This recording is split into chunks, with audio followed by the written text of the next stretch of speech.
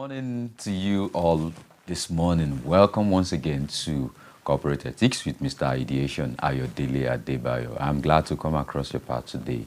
I believe you were able to rest, during the weekend and then ready for, lots of work this week. It's very important. And when we talk about work, I think that's, of course, one thing I want to talk to you about, as far as today's episode is concerned, because I believe that you can do your work in such a way where you would be able to, of course, lay hands on some tangible, results, you know, not, of course, from the angle of something that you're not familiar with, all right, but just that perhaps you've not really been taking, so much attention or paying so much attention rather, to such. So that will be, of course, our subject of discourse today.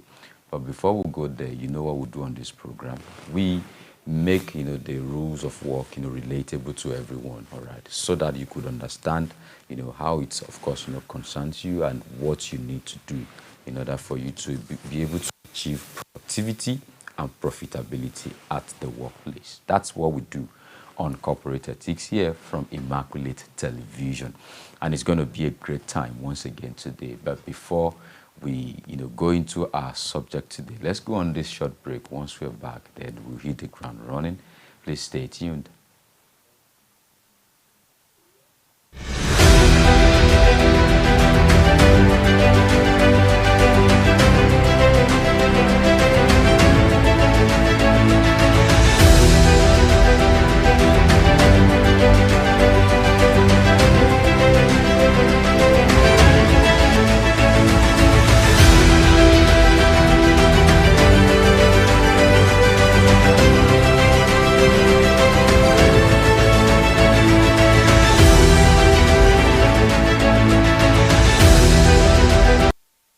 Back once again. This is Corporate Ethics with Mr. Ideation Ayodele Adebayo.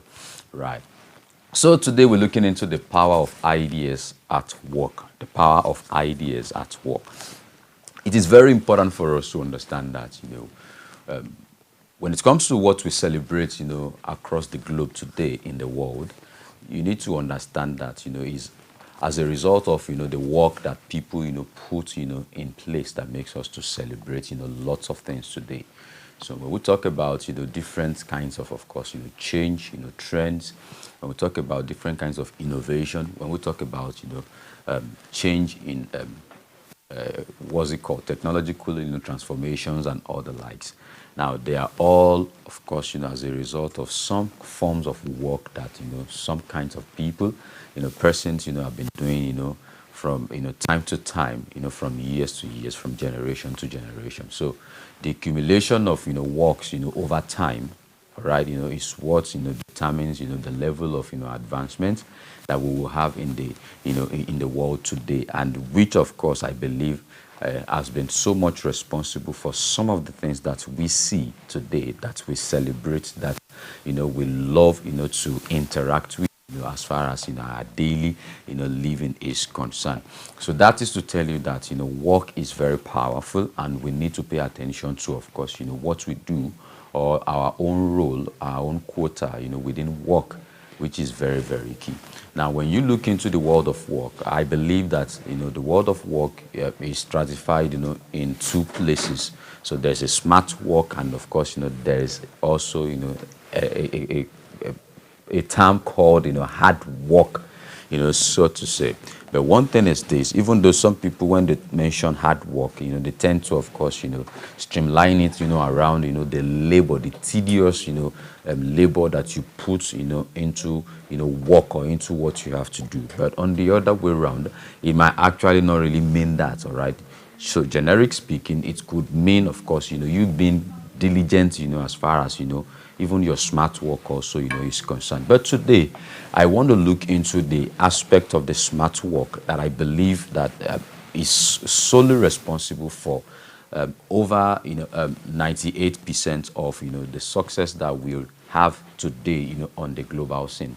And so that means that when you look at what people are celebrating today as success on the global scene, across industries, within government, within institutions, all over the world today, you realize that it's still as a result of course, some form of work that we all engage in a way or the other, right? But when it comes to the smart, work aspect of it, there's something we need to understand, which I believe if we're able to also pay so much attention to that, in year 2024, as far as our work is concerned, that it will help us, of course, to, improve, productivity and also, increase profitability at the workplace.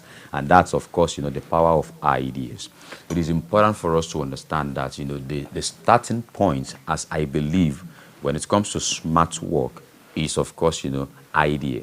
Or should I say idea, all right, has become the starting point, of smart work, right? Take, for example, you would have, of course, carried out some one or two things today. And one of the things that you need to realize is the fact that, before, you get to the level of doing practically, there's first of all a level of course, conception. There's first of all, first a level of imagination. There's first of all a level of course, intangible decision or process, that of course, occur, within your head and within your, heart. So which means that you first of all, of course, think about some certain things. All right, some things will flow to your mind, and then from there, out of many things that will flow to your mind, then you pick one that you want to, of course, work on. For example, perhaps maybe while you were about setting out from your house this morning, you were thinking about, some thoughts, just rush through, your mind about what you have to put on. All right, so you have different options. A mind might say, a thought might say, okay, wear blue. Another one might say, wear red. Another one might say, no, go on white. You have, influx of course, different thoughts, in your head. But eventually you are able to pick one, all right? Now, as a result of that, you have simply interacted, with ideas. So you've taken, of course, initiative, within your head, which is, of course, the smart work, all right? Now, so that was smart work first, before you now, of course, play it out. So, for example, like I'm dressed also this morning, a lot of ideas, flushed, through my mind. Should I go on this? Should I go on that? But eventually I picked, what I am wearing now. All right. So what I'm wearing now is the, practical representation of the first smart work. All right. That first existed, within my mind, within the realm, within the unseen realm. And eventually I was able to now, of course, play it out. Now, in that same way, that's also the same way it works, with work as well. When you get to work, all right, whether it's official, work, formal, work, whatever kind of work it is, whether it's such a work that requires that you have to exert, too much energy, or such that does not even require that. Perhaps your work is just for you to, of course, hold, pen and paper and then, of course, write. You still need to understand that, in a way or the other, you are actually going to be working, starting from the level of smart work into, of course, the realm of course, tangibility, where you can begin to put expressions, to what, flows to your mind first. So I need us to look into that aspect, because it has been proven that, lots of times what determines the success of, what is being done is, of course, the quality of that smart work, that you play out there, right in your head. All right. So the ability for you to be able to generate, effective ideas, fantastic ideas, strategic ideas, the ideas that work, the ability of you being able to, of course, generate, such, within your work is what I call the smart work, all right? And most times, a lot of us, we are not always intentional when it comes to that aspect, all right? Sometimes, especially if you work within a setting whereby you have to be given an order, before you can, of course, take a step or do one thing or the other. Sometimes, in a way, you might actually fall victim of not tapping into, your creative mind or into your ideative, mind or capability for you to be able to say, I am generating ideas, that I'm being able to, of course, bring out, novel ideas, a concept about how things, needs to be done. But the truth of the matter is this, that whether you are being given order or you have to, of course, initiate an order by yourself, you need to understand that there's something about, the the power of ideas at work, such that helps you to, of course, take initiative, look at situations, look at circumstances, then you come up with exactly what needs to be done, in order for that thing to be able to work as you intend or wish, for it, to work. So that's what we're going to be looking into today. All right. And I'm going to be sharing some few points in order for you to understand. So in a nutshell, how can you tap into the power of ideas at work? The first thing, there's something I call the law of observation. All right. The law of observation. It is very important for you to understand that by observing the world around you, that you can generate ideas, you can generate solutions to circumstances and situations. A lot of time, we spend, lots of time trying to create, solution to some problems, but we forgot so many times that, the solution to majority of the problems that we face are actually within the problems themselves. All right. And that's why it's very important for us to pay attention to, observing exactly what is happening around you. Look into the challenge, the focus. So one of the most fundamental ways to generate ideas is to deeply observe, and analyze, the world around, what you're looking. For example, perhaps maybe a customer had actually, called in your organization or called into your business, and perhaps not necessarily lodging a complaint, but of course, talking to you about, their pain point, or talking to you about a particular challenge that they are having, and they are looking up towards you, to proffer solution, to, their challenges or their challenges, And so what you need to do as at that time is for you to observe, all right? Observation means that you pay so much attention to think, deeper, beyond the surface, of that challenge. So you need to ask yourself the question of, okay, so how did this problem, originate? How did this happen? What exactly is the cause of this challenge or situation? These are things that will help you, because as you begin to, look, deeper into such challenges or situations, you realize that you will be able to spot exactly, what needs to be done. And right from there, you'll be able to, of course, generate, ideas. You'll be able to generate, concepts. You'll be able to generate, impressions, such that, can be useful, as far as, of course, the challenge that you need to solve, is concerned. So like I'm saying, or what I'm trying to say is the fact that you have to pay attention, to things. Some people are so permit me to use the word, so careless about what happens around them. All right. So they don't pay attention to what's happening. They just walk, and of course, focusing on what they're doing. Sometimes you will even, if you are familiar with, of course, watching all these, Hollywood, movies, you realize that sometimes somebody might be having a challenge, with one thing or the other, maybe locked up in a particular, state, or in a place, and then, there was no, means of course, escape, and so the person is trying to escape, from where he or she is. But eventually, you realize that on the long run, what will, help them to be able to gain freedom from that place will be maybe just spotting something around them, just that, they pay attention to, their environment, they look around, all right, they, with keen interest, all right, to get something, out of it, in relation to what they are trying to do. And so that's what I'm saying. When it comes to, of course, generating ideas, you need to, of course, be observant, if there is anything like that. I know we use words like that anyway, don't mind me.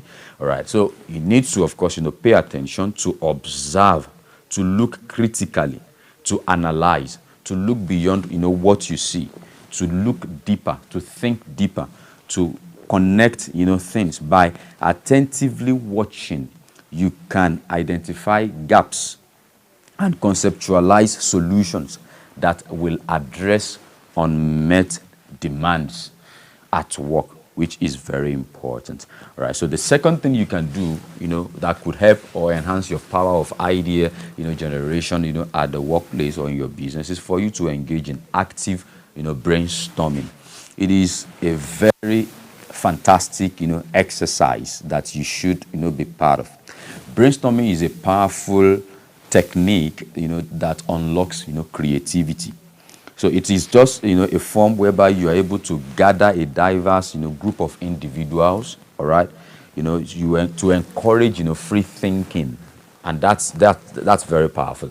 Now, in case you are such that don't really like, things like, when you are in a group or in a community or within a team, to work together, you always want to, of course, shy away from responsibilities, or you don't want to talk, you just want to sit down, fold your hands, and just watch, and without, of course, making, more contribution. You are simply robbing yourself, of, sharpening your skills when it comes to, of course, generating, powerful ideas. Because when you come together in a team to brainstorm, you realize that you can, of course, develop yourself further.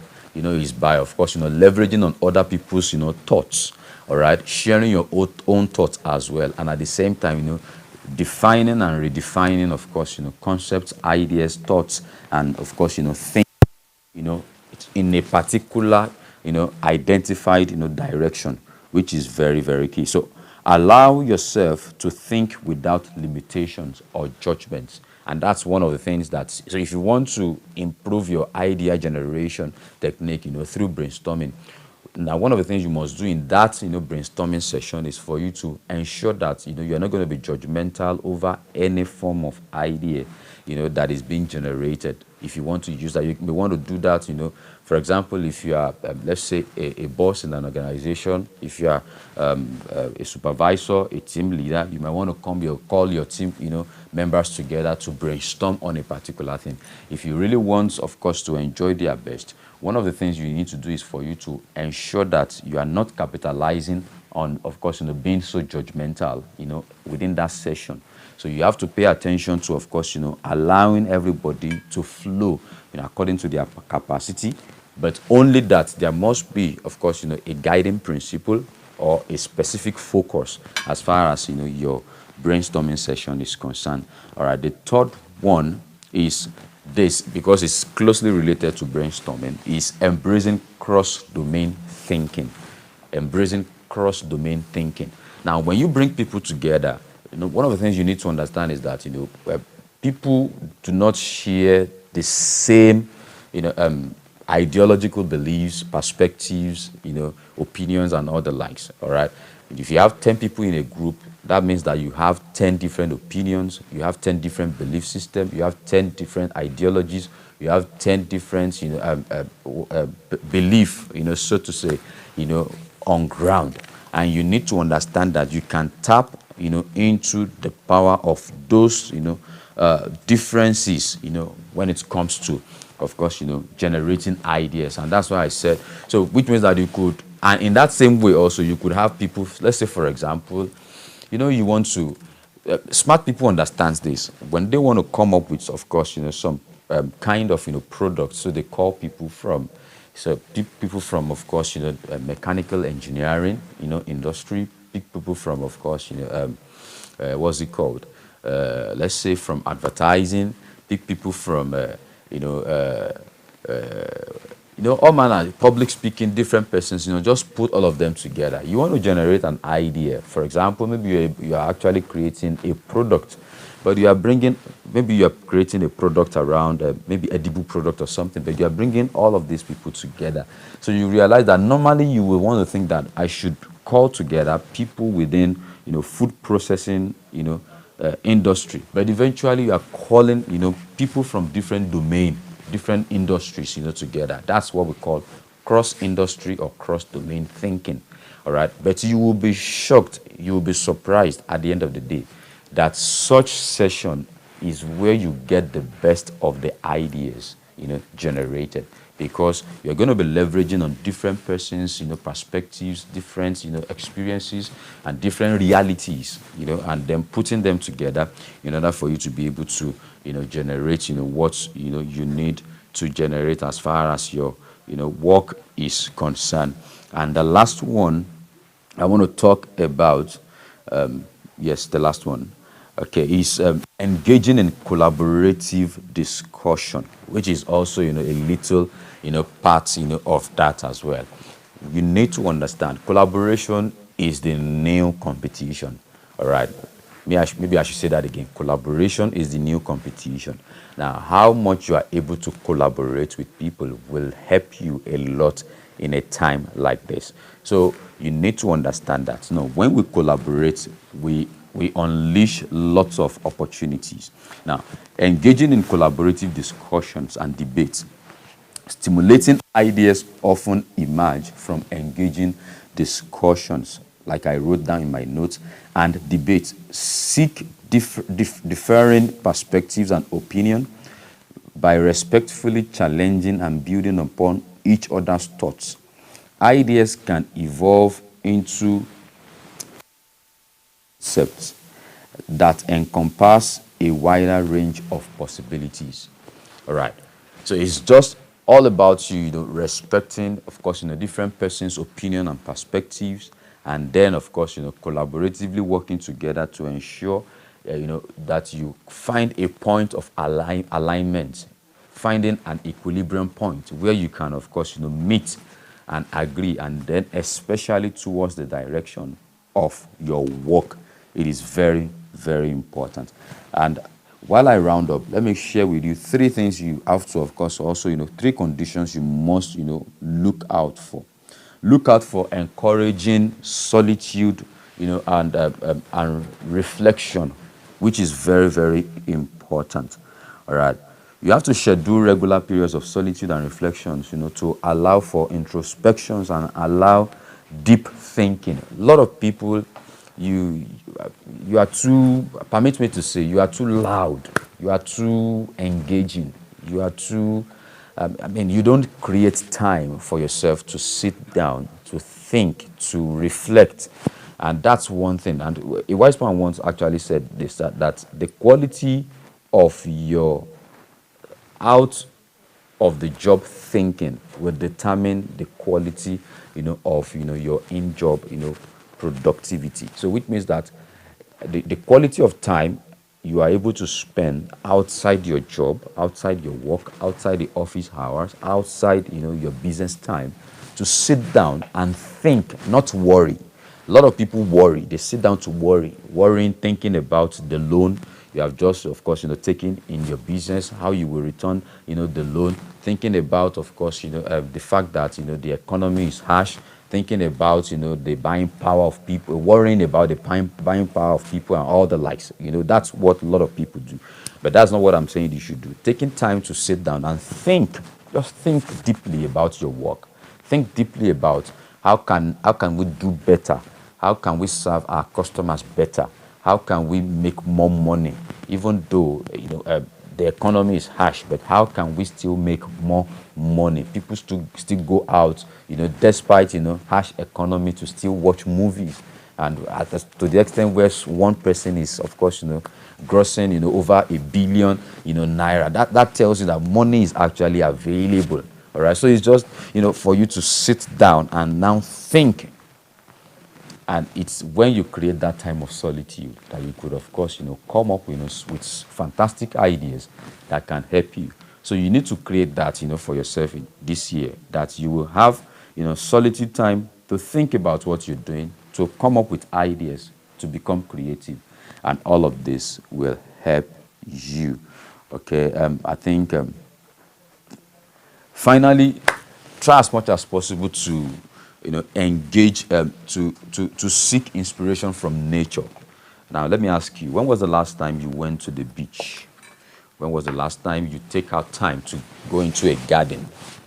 Like a garden where there are trees, fresh air, you just sit down, maybe you sit on a lawn, and of course, with your notes and your pen, just sit down there, get, of course, you can order for, like a fresh juice or something, just sit down, just look around, think, look at, of course, the nature all around you, sightsee, look at water, look at, just, if you create time for things like that, I bet you would be able to improve, the level with which you become creative and of course also generate effective ideas as far as your work is concerned. I have to stop here today. I believe the few things I've been able to share today will really help you if you pay attention to them and, of course, put them to use as far as your work is concerned. The power of ideas in your work is one main thing you need, to, of course, transform your work and take your work from wherever it is now to the next level. Whether you are literate or non, literate, I don't want to say illiterate. Whether you go to the formal school or you don't go to the formal school, it does not matter. Whether you are in Lagos, you are in Ibadan, you are in Abuja, or it does not matter. I tell you this for free. It does not even matter whether you are somewhere in one suburb thereabout. All you need is for you to understand how you can, of course, tap into the power of ideas within you. And when you put it into what you're doing, you realize that it can actually, take you around the world. It can make you become better. It can make you become distinct, as far, as what you do is concerned. We draw the curtain on this point today. We'll return next episode to look into another thing that we need to put on board as far as year 2024 is concerned. But at this level, I want to say thank you to you for joining us. It's been a great time today. Without you, I wouldn't be here today. Thank you because you pay attention to what we do here on Corporate Ethics and also what we do here at Immaculate Television. It's such a great time. It's such a great day. I wish you all the best. And I want to once again say thank you to everyone who, has, made this, so possible for us today. Thank you very much. I celebrate you. Thank you very much. Together we can do more and we can do better. Till next time, I'll come across your path once again. If you have any question for me, please drop them in the comment section. Just hashtag corporate ethics. I'll see it and I will definitely attend to them. And until next time, I remain Ayodele Adebayo and I'll see you. Bye for now.